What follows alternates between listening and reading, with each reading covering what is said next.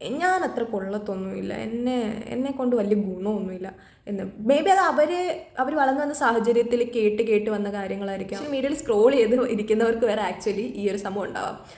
അപ്പം നമ്മുടെ ഈ അമ്മമാരൊക്കെ പറയത്തില്ല, അതെങ്ങനെ ഏത് സമയം ഫോണിൽ തോണ്ടിക്കൊണ്ടിരിക്കുമല്ലേ എന്ന്. അതിൽ ഇച്ചിരി കാര്യമില്ല, അതില്ല. കാരണം അത് നമ്മളുടെ കണ്ടിന്യൂസ്ലി നമ്മുടെ ഡോപ്പമിൻ ആൻഡ് സെറോട്ടോണിൻ, അത് ഇവർ രണ്ടുപേരും, അതായത് ഈ ഡോപ്പമിൻ ആൻഡ് സെറോട്ടോണിൻ എന്ന് പറഞ്ഞാൽ നമ്മുടെ ബ്രെയിൻ മൂഡ് റെഗുലേറ്റേഴ്സാണ്.